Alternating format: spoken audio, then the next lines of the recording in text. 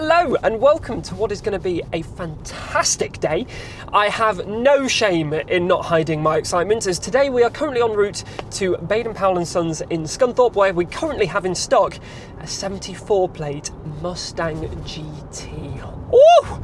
We are talking brute American force in the form of a 5-litre V8. This is proper dream car stuff. In fact, it just, oh man, we'll get to it later, but nevertheless, you catch me en route currently in a very nice KGM Musso, the South Korean pickup truck, which I'm hoping to do some very fun videos with in the future, so that is why it's not the centre of attention today. But regardless, sit back, relax, we're going to have such a good day today.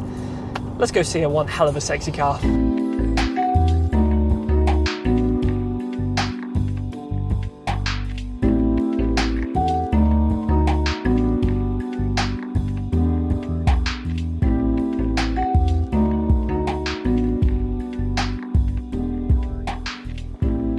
I mean, come on, look at that as well.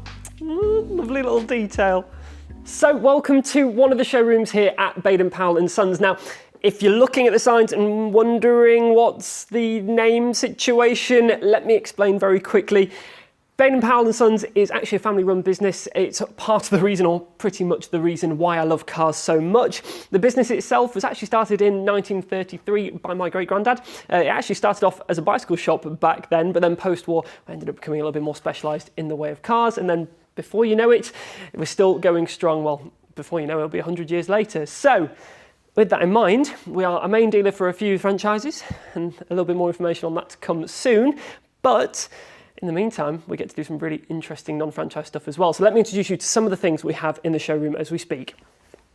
So, starting with something that may look familiar if you've seen one of my videos already, here we have a 25 plate Fisker. Now, if you're unfamiliar with the Fisker Ocean, I recommend going back and having a look at my previous video, just purely because, well, I have no shame in asking you to do so, but also they're a really unique car. I mean, it's an all-electric SUV designed to do about 440 miles of range. The company went bust, so there were a little bit of an interesting conversation surrounding that, but they used to be £60,000 brand new, and now on the second-hand market, you can get an example like this, which has done shy of 200 miles for about 22. So yes, huge savings to be had there if you're interested in that kind of thing. We'll come back to this beauty in a second. And you may also recognise this car here as well. So here we have the 2-litre F-Type, really lovely example of one of those cars. This 68 plate actually only has 18,000 miles, yeah, less than 20,000 miles on the clock. And of course, done a video on that one as well. We do have some other really interesting stock out and about. However, all of the focus today is on this beauty right here. So let's talk about the Mustang.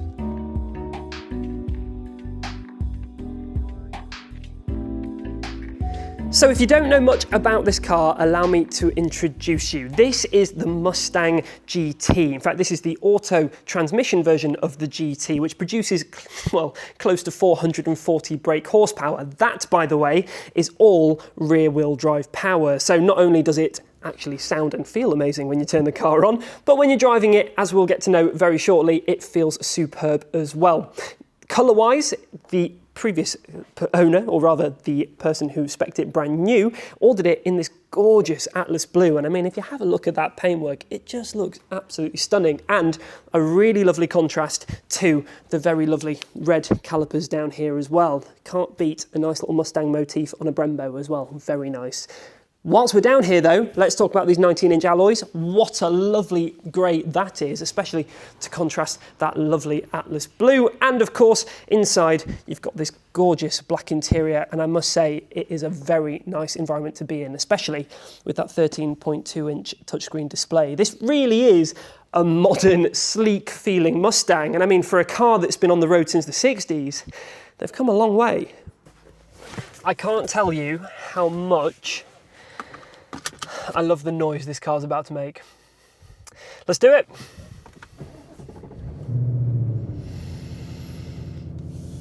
Oh yeah, yeah. Okay, let's go.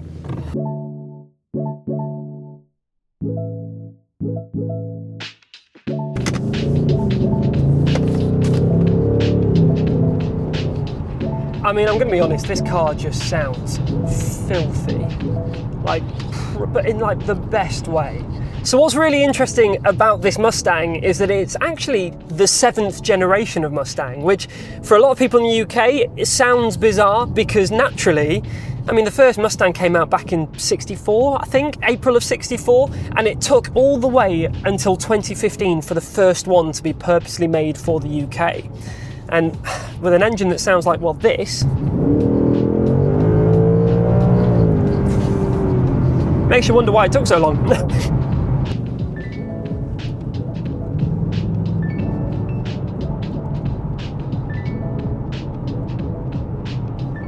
So this beast has 440 brake horsepower, that's 540 newton meters of torque and a 0 to 60 of about 4.8 seconds. Ridiculous. All of that coming from the rear wheel drive, and it has a 10-speed automatic gearbox, so it's actually really smooth out on the road. The thing that I really love about this generation of Mustang though is that it really combines past and present in a way that not many cars have managed to achieve.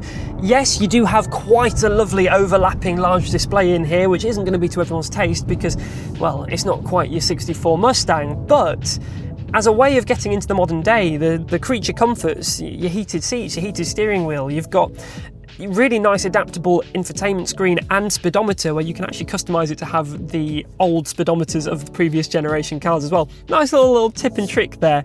But you've got no end of safety features. You've got nice adaptability in terms of your steering weight. You can change so much and it looks absolutely gorgeous. I know that's probably a strange thing to admire because a lot of new cars these days all have these massive screens and they all look a bit much in the way of tech, but they've done it in a way that just stylistically looks superb in this car in my opinion. And yes, not everybody's going to agree with that, but if you're looking at something that's got that nice homage to the past whilst giving you that modern feeling, spot on. Something else I'm very impressed by is how this car can handle country roads. Because let's be honest, the stereotype for a Mustang is drag race. It literally has a drag race mode. And it's straight lines, it's raw power, maybe not the best handling. But actually out here, this generation, I mean, the GT's bringing it. It can take the corners well. I mean, you're still obviously very aware that you've got a lot of power coming from the rear end, but all in all, you feel in control. Well, maybe not completely in control, but just enough not in control to make it, you know, exciting. Now, if we're talking about alternatives to scratch the itch of let's say the V8, you've got some really nice options out there, stuff like potentially the F-Type variant, the V8 variant of that particular car. You've got stuff like the Lexus RCF if you want to go down that Japanese route, but I don't know, the F-Types you see on the road a lot, and something like the RCF, whilst they are incredible, and even that iteration of that engine in the LC sounds unlike anything, they feel quite dated inside, and you know, people who are in the know of course are going to respect that car, but something about a Mustang just seems to appeal to so many people. It's a really interesting take. I must say, another cool thing about this car is that you do have the manual gearbox if you're wanting to take control with that. And it's awesome. I mean, a lot of people don't tend to favour the paddles when you've got the auto boxes, especially when they're made very well, but something like this, it just adds to the theatrics. It just sounds awesome. You feel in control and you put your foot down and just...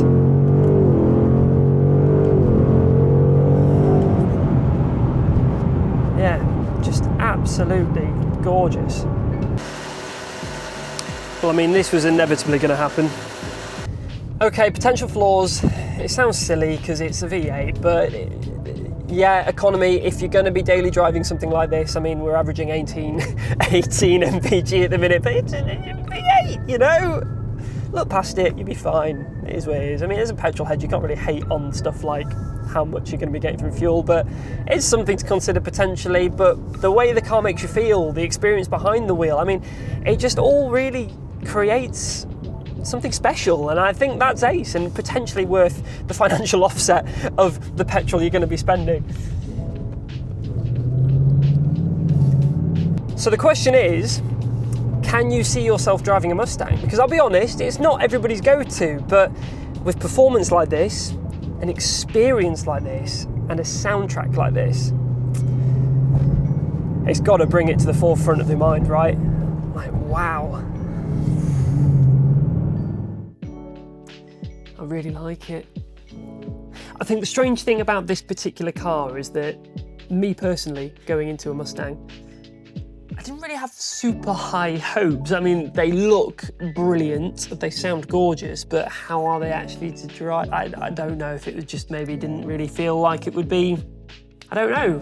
I don't really know what I was expecting, but that's the point. And I think that's what the 7th generation Mustang has really done, is that it's become a driver's car. I mean, it was always a driver's car, but it's become more of a driver's car. It's agile, it can work around corners, it can take on country roads and do it all with one hell of a personality. Yeah, I like it a lot more than I thought I would. Oh, this happens every time. Every time. Anyway.